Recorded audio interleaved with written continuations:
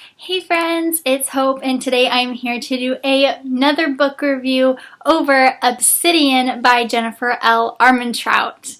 Now, I was actually telling my friend Abby on BookTube, and I will link her channel down below. You definitely need to check her channel out. She is wonderful. But I was telling her the other day that my book reviews, I realized they're not so much reviews, they're just me like gushing about books that I really like. So I probably should actually call this something different, but I will try to review this book without gushing about it too much. But I did enjoy it a lot, so just a little warning in advance, a little disclaimer, there's probably going to be a lot of gushing. Alright, so if you guys don't know what this book is about, I'm going to give you a little summary.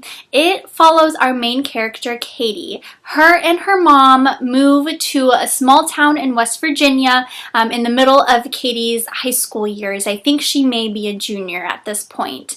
And you find out a little later on why they moved and what happened to her dad, but it's just her and her mom has been badgering her to kind of step out of her comfort zone and go make some friends. Katie is definitely an introvert. She loves to read, and she doesn't mind just being alone and garden and, like I said, read and just kind of do things that really aren't going to make her uncomfortable and stretch her to something that she may feel is going to put her in a anxious position. So one day she decides to take her mother's advice, and she goes over to her next door neighbor's house to ask for directions to the store.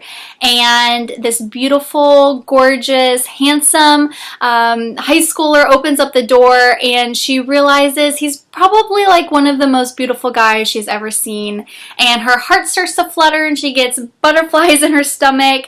And then he opens his mouth and she realizes instantly that he is a jerk. He is arrogant and is just not very nice, and it's kind of a bummer because he's beautiful, so of course he has to have this awful personality. So yeah, as a reader, you just have to say, story of our lives, we get introduced to a beautiful boy next door, and of course he ends up being a jerk.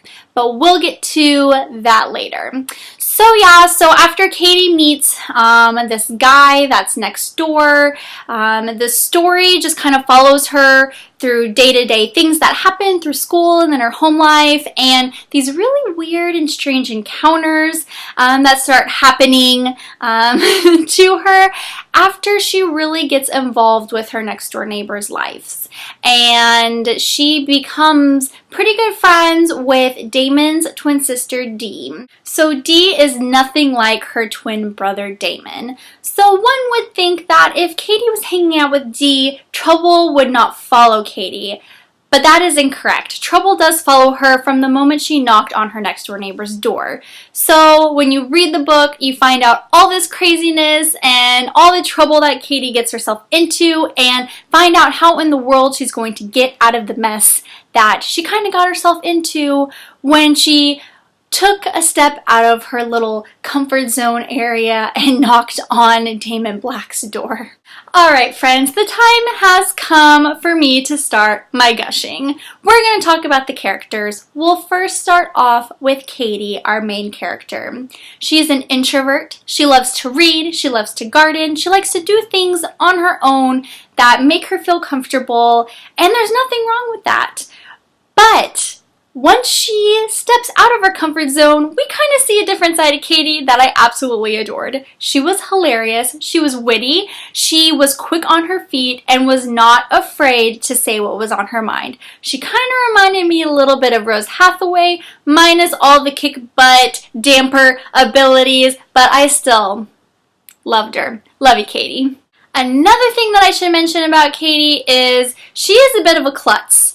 You know how Bella in Twilight kind of just seemed to always be at the wrong place at the wrong time and just getting in like wacko accidents or just like these weird things happening to her? I felt like Katie kind of had that a little bit happening to her throughout the book. She was kind of clumsy, but it gave me a good giggle and it made for some really great scenes throughout the book. that brings me to Dee Black. She is also Katie's next door neighbor and Damon's twin sister, and Dee is a spunky girl. She is like a fashionista, has a lot of energy, she loves life, she is outgoing and talkative, and I loved reading about her character. She was like the perfect friend for Katie to have, because really, I mean, who wants, you know, your mother pushing you out of your comfort zone? It's a lot easier and a lot more fun when one of your best friends is doing it. It's your peer, and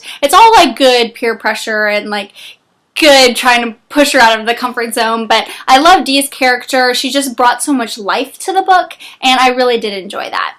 Alright, the time has come to talk about Mr. Damon Black, our hot boy next door. Now, we've already established his strikingly good looks, and I guess we've also established that he's kind of a jerk. He does have some really great one-liners, but let's be real, people. Homeboy is rude, and he's not very nice, especially at the beginning of the book. But what I will say about him is he is a character that you really dislike because you want him to treat Katie in a respective way, or respectful way. Respective? Does that even make sense? I don't know. You want him to treat her with respect, and most of the times, like I said, he's just kind of rude. But with that said, I adored his character. I think it's because his humor was really great, and he was actually really protective, and you find out why a little later on in the book he was so standoffish. And I do also want to say that his character slowly changes throughout the book. It's not a throw in your face like instant change. It's definitely a slow progression, and I definitely enjoyed that. And I really, really, really adore Damon Black. I don't care if he's a jerk, and I don't care if he says some rude things sometimes. Deep down inside, I know that he's a good person. But with that said, he's mysterious, and the reader is trying to figure out what is this guy's deal. So yes, if y'all haven't read these books, definitely read them. That way you can find out why Damon is the way he is, and why Katie is so, like, feels like she's being pulled towards him. Alright, so enough with gushing, and I'll just kind of wrap up my general thoughts about this book, because I don't want to keep talking and possibly spoil you guys on anything. So I thought this book was absolutely hilarious. It definitely was a page turner for me. There was some great action scenes and a really great description of kind of the backstory of some of these characters. This is the first book that I've read that kind of deals with this topic, and I thought it was really funny. It was easy to follow along. I fell in love with the characters, and there's really not one character that I just did not enjoy. Even if sometimes some of the characters aren't that likable, I still enjoyed reading about them, which I love when that happens in books. There's also a clear antagonist in this book, which I also enjoyed, because sometimes you get caught up in wondering, okay, who really is the antagonist and who are we trying to stay away from? But it was pretty clear, and I feel like the series is going to get more exciting throughout these books, and I'm just super excited to continue on reading. Guys, that is all for my book review of Obsidian by Jennifer L Armentrout. Leave me a comment below if you guys have read this book and what you guys think of Damon Black. Some of you guys probably think he's a jerk and rude, but like I said, I adore him. I adore him. And for those of you guys that are listening to this review and see the cover and think, blah, like, that's not an attractive cover, why would I ever read that book?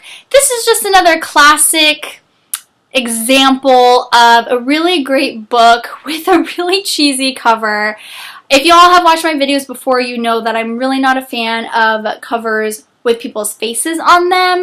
There are a few exceptions, but 99% of the time, I think they're cheesy. So, forget the cheesy cover, focus on the awesome story, let the wittiness and the humor and the action just kind of take you away into a new story. And yeah, I actually ended up rating this book a 5 out of 5 stars. I don't know if I said that, but I really did enjoy it, like you could probably tell from my gushing session. But yeah, guys, that wraps up my book review for Obsidian. And I hope you guys have a great day, and I will see you soon. Bye.